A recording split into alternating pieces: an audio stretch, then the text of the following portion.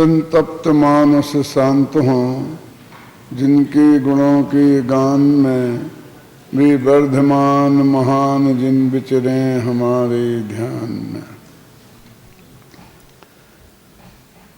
12 भावनाओं की चर्चा चल रही है। 12 भावनाओं के चिंतन का अर्थ है अध्यात्म रुचि से संपन्न जो ज्ञानी धर्मात्मा हैं अथवा जो आत्मा को प्राप्त करने की भावना भाते हैं, ऐसे जीवों की चिंतन धारा कैसी होती है उसका विवेचन इन 12 भावनाओं के माध्यम से किया गया है। जिस प्रकार विषय कसाय के रुचि वाले जो जीव होते हैं उनकी चिंतन धारा विषय कसाय का पोषण करने वाली होती है। जो विषय कसाय में रचे पचे लोग हैं और उन्होंने भूतकाल में जैसा कुछ किया है ऐसे लोगों के बारे में सोचते हैं, उन विषय कसाय की चर्चा में रस लेते हैं और उसी तरह का चिंतन उनका 24 घंटा चलता है। लेकिन जिन्हें आत्मा का कल्याण करना है और जिन्हें अध्यात्म की रुचि है, ऐसे जीवों का चिंतन कैसा होता है अथवा कैसा होना चाहिए, उनको इस 12 भावनाओं के माध्यम से व्यक्त किया गया है। तो सम्यक दर्शन की प्राप्ति के लिए जैन दर्शन में 7 तत्वों की श्रद्धा को मुख्य रूप से बताया गया है। तो इन 12 भावनाओं में भी उन्हीं 7 तत्वों को इन किन प्रकार ने अनेक दृष्टिकोण से उनका ही विचार और चिंतन इसमें किया जाता है। सबसे मुख्य तत्व जीव और अजीव हैं। जीव तत्व का वर्णन तो 12 ही भावनाओं में है, क्योंकि आखिर उस आत्मा का ही तो कल्याण करना है और आत्मा को ही कल्याण करना है। वो तो स्वयं भगवान आत्मा है, तो वो अपने को कैसे छोड़ सकता है। किसी भी तत्व की चर्चा क्यों ना चल रही हो, उसमें जीव तत्व तो मुख्य रूप से शामिल होकर रहता ही है। और जीव तत्वों में जीव और अजीव ये 2 तत्व द्रव्य तत्व हैं। इसलिए शुरू की 6 भावनाओं में अजीव तत्व का जो संयोग है जीव के साथ, उनके बारे में चिंतन किया गया है। और अपने आत्मा से भिन्न जो भी पदार्थ हैं उन सबको यहाँ अजीव में शामिल किया गया है। उसके लिए यहाँ एक संयोग शब्द दिया है कि जो भी अपने आत्मा से भिन्न शरीर है, स्त्री है, पुत्र है, मकान जायदाद रुपया पैसा। अब इसमें शरीर, मकान, जायदाद, रुपया, पैसा ये तो स्पष्ट अजीब हैं, लेकिन स्त्री पुत्र आदि तो जीव है ना। लेकिन यहाँ उन्हें भी अजीब में ही लिया, क्योंकि वो मेरा जीव नहीं है। मेरे लिए तो वो जैसे मकान का संयोग है, जैसे शरीर का संयोग है, जैसे नगर देश गांव का संयोग है, वैसे ही स्त्री पुत्रादिक का भी संयोग है। इसलिए खासकर अजीब शब्द का प्रयोग नहीं करके उस संयोग शब्द का प्रयोग किया है। और जीव और अजीव की संयोग से मिली हुई जो पर्याय हैं उनको शास्त्रों में असमान, जाति, द्रव्य पर्याय ऐसे नाम दिए हैं। इसलिए उसको पर्याय नाम से भी कहा है। तो शुरू की 6 भावनाओं में इन संयोगों और अजीव का चिंतन इस दृष्टि से किया गया है कि जिस दृष्टि से भगवान आत्मा ये समझ ले कि ये इससे जुदा है और इनसे इसे कोई लेना देना नहीं है। क्योंकि अनादिकाल से लेके आज तक इस आत्मा ने इन्हीं सब संयोगों के में एकत्व किया, ममत्व किया, ये मैं हूँ, ये मेरे हैं ऐसा माना, मैं इनका कर्ता भोगता हूँ, ये काम मुझे करना चाहिए, ऐसी इसकी चिंतन धारा रही। इसलिए जो अपने उपयोग को, ज्ञान को, अपनी सारी संपत्ति को, ज्ञान संपदा को इनमें ही उलझाए रखा। तो इस चिंतन धारा के माध्यम से वो उससे वहां से हटाना चाहते हैं। तो हटाने के दो रास्ते हैं कि एक तो ये मानता है कि मैं हूं, मेरे हैं, तो मेरी जिम्मेवारी है इनका सब करना, और दूसरा इसका इनसे राग है, इसकी वजह से वो इनमें उलझा रहता है। तो पहले तो उन्होंने ये बताया कि ये संयोग तेरे हैं ही नहीं, ये तेरे कहे जाते हैं, वास्तव में तेरे नहीं हैं। और दूसरे पॉइंट में उन्होंने ये बात बताई कि ये हैं तेरे लिए किसी काम के भी नहीं हैं, उपयोगी भी नहीं हैं, मैले कुचले हैं, गंदे हैं, और सबसे बड़ी बात तो ये है कि ये बिखर जाने वाले हैं, तेरे रोके रुकने वाले नहीं हैं। इसलिए यदि तू इनसे राग का संबंध स्थापित करेगा किसी भी प्रकार का, तो तेरे भाग्य में दुख ही बधा है, तुझे रोना ही पड़ेगा और कोई दूसरी बात तेरे हाथ आएगी नहीं।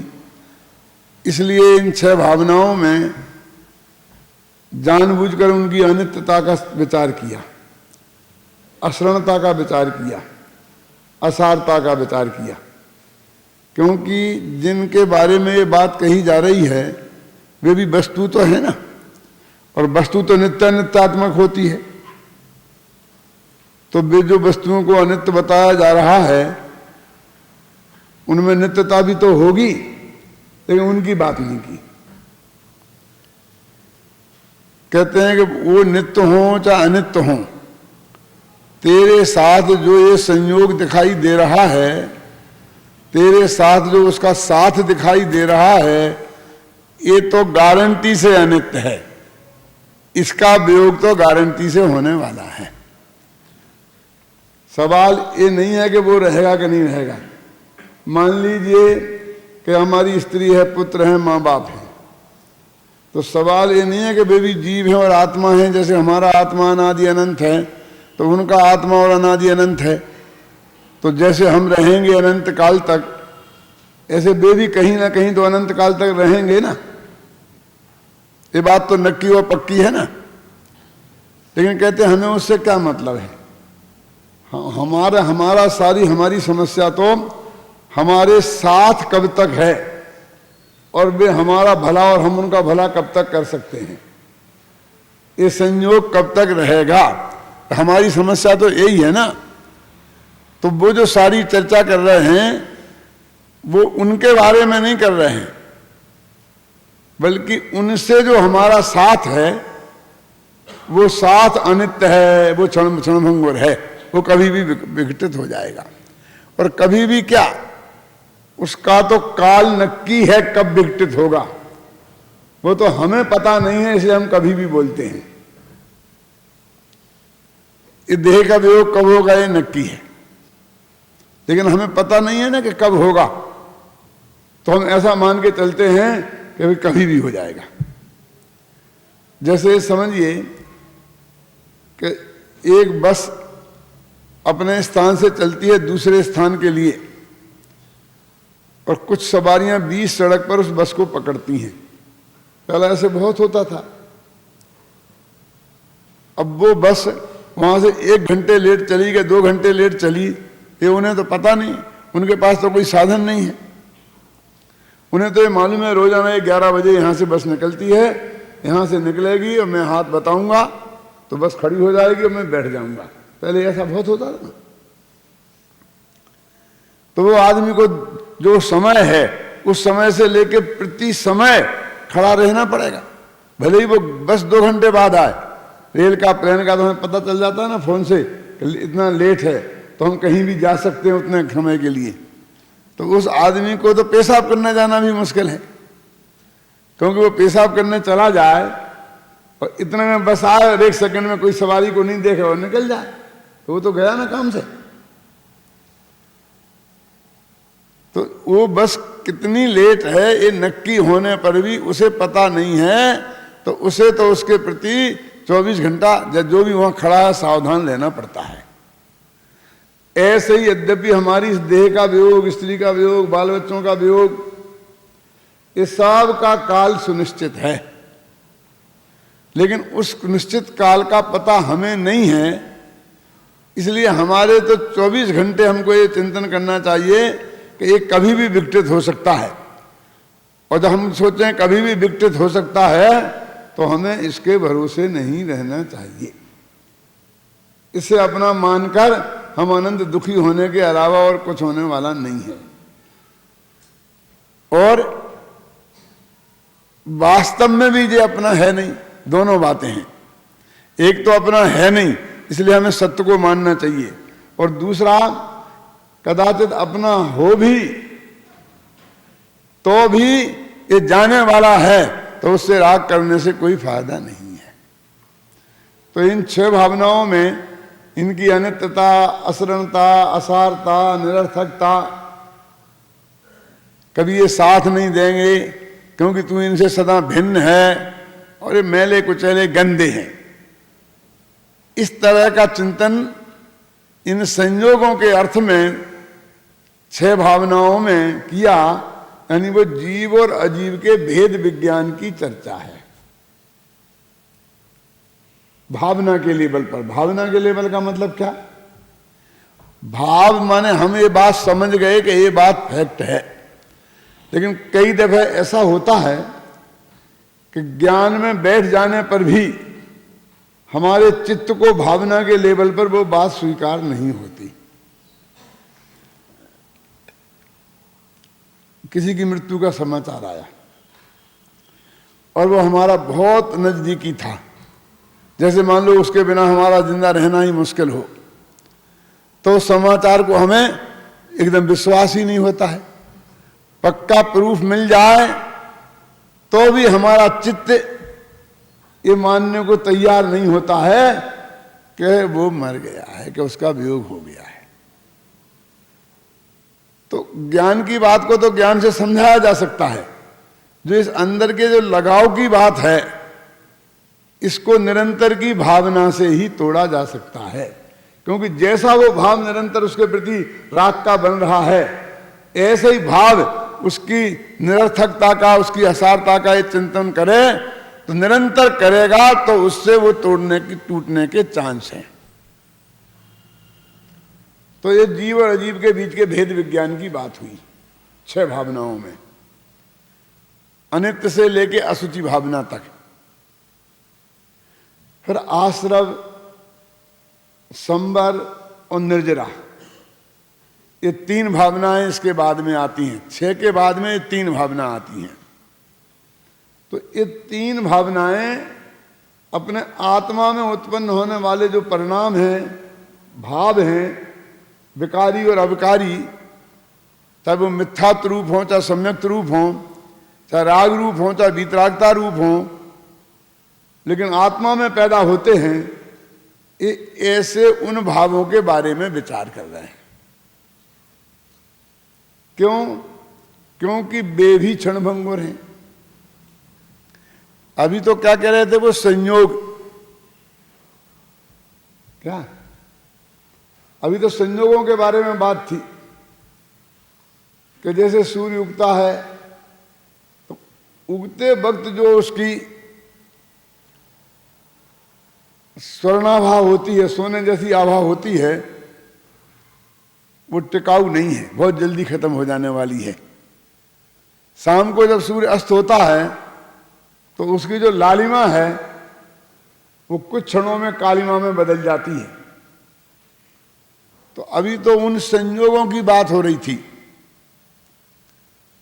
अब आश्रव भावना, संवर भावना और निर्जरा भावना, जिनकी चर्चा अपन ने कल परसों की थी, आश्रव और संवर भावना की और निर्जरा की अभी करना है।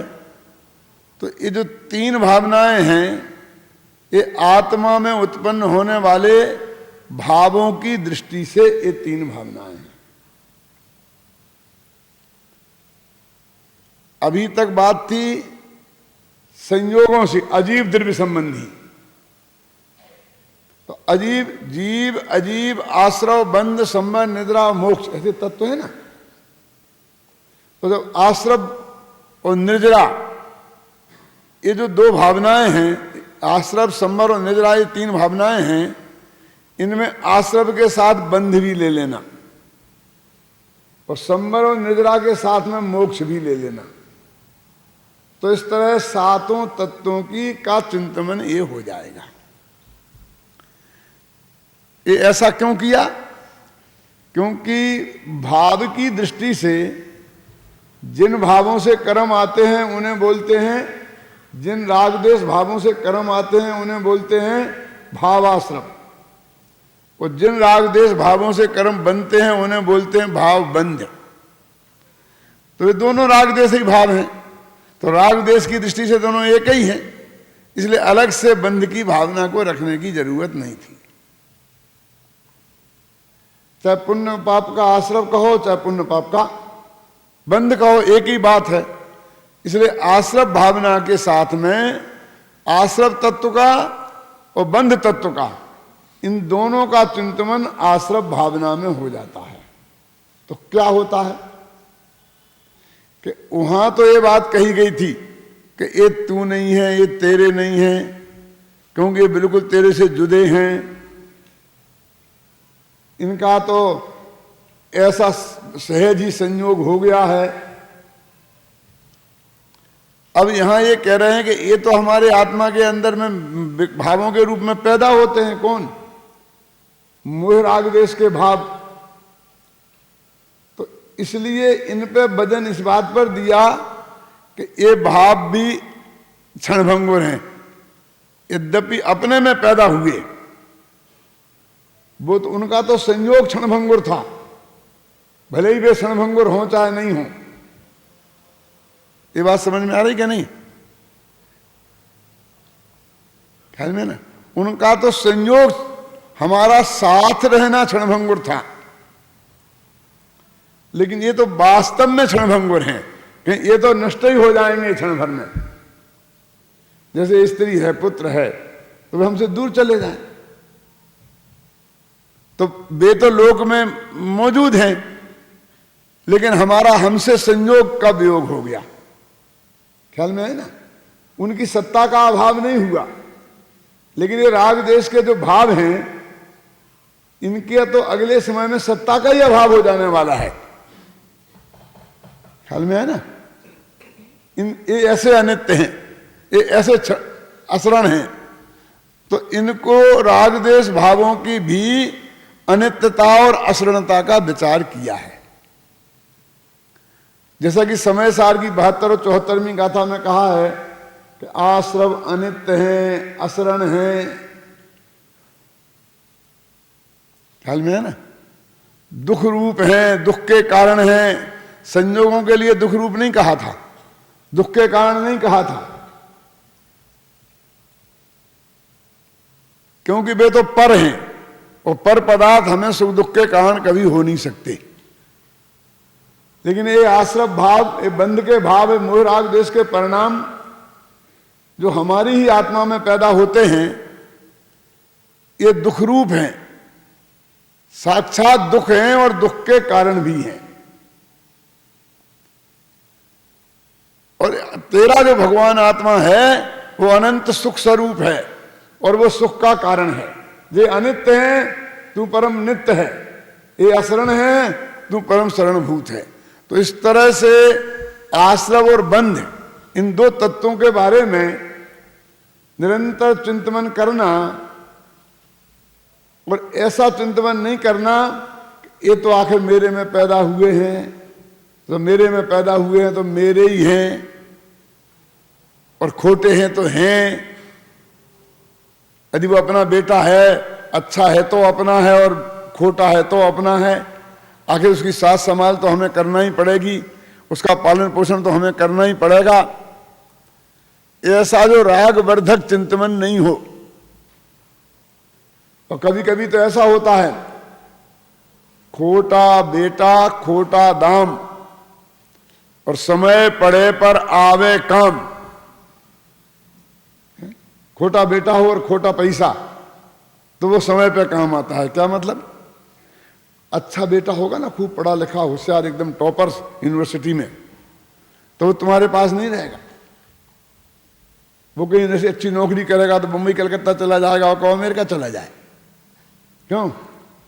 और जब तुम्हें मरने जाने की खबर हो तो 8 दिन बाद पहुंचे, तो वो तुम्हारे बुढ़ापे में कभी काम आने वाला नहीं है। लेकिन जो बिल्कुल बिना पढ़ा लिखा फेल हो जाता है हर साल, जैसे कहीं नौकरी नहीं मिलती है, वो झक मार के तुम्हारे पास पड़ा रहेगा। हाथ पैरों में दर्द होगा तो वही दबाएगा, अस्पताल भी वही ले जाएगा, अच्छा बुरा जैसा भी करेगा। तो काम तो खोटा बेटा आता है। और खोटा दाम माने क्या? जो रुपया पैसा हो ना, फटा हुआ नोट हो, तो कोई दुकानदार लेता नहीं है उसे, तो वो अपने पास पड़ा रहता है। अच्छे अच्छे नोट तो चले जाते हैं, क्यों? लेकिन जब हमारा संकट का काल आता है तो हम उसे आधे पर्दे में देकर अपना कुछ खाने पीने का इंतजाम कर सकते हैं ना। तो जैसे वो खोटा बेटा और वो खोटा पैसा मौका पड़ने पर काम आता है, इसलिए इससे भी राग करना चाहिए। ऐसा चिंतन, इसका नाम आश्रय भावना या बंध भावना नहीं है। क्या कि खोटे तो हैं लेकिन हुए तो पैदा हम में ही हैं, अब इन्हें संभाल तो करना ही पड़ेगा। बल्कि ये तेरे मैल हैं, ये तेरे घातक हैं, ये ना अभी काम आएंगे ना कभी काम आएंगे। ये तो काम आएंगे तो तेरे को दुखी बनाने के ही काम आएंगे। तो इस तरह का चिंतन आश्रव के बारे में और बंध के बारे में ये आश्रव भावना में किया जाता है।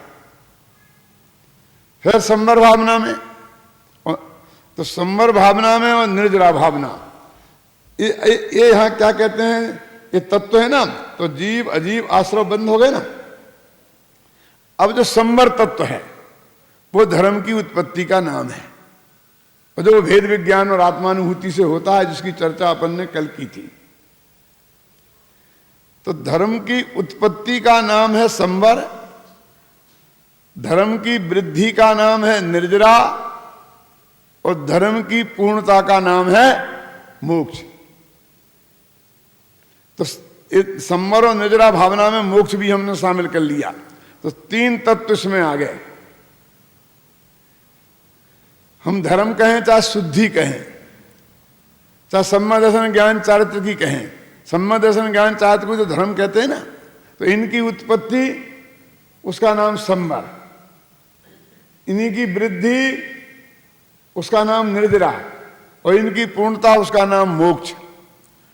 और हमें एक शब्द में पकड़ना है तो शुद्धि की उत्पत्ति इसका नाम संवर, शुद्धि की वृद्धि इसका नाम निर्जरा, और शुद्धि की पूर्णता इसका नाम मोक्ष।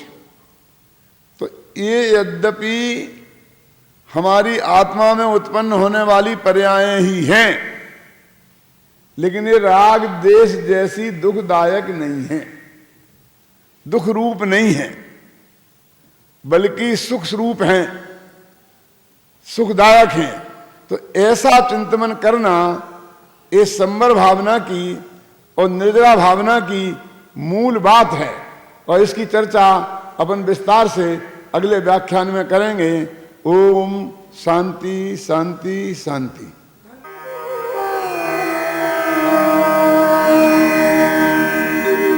ओम नमो अरिहंताणं, ओम नमो सिद्धाणं, ओम नमो आयर्याणं, ओम नमो उपच्छायाणं, नमो लोय सभसाहूणं, ऐसो पंच नमोकारो सर्वपाप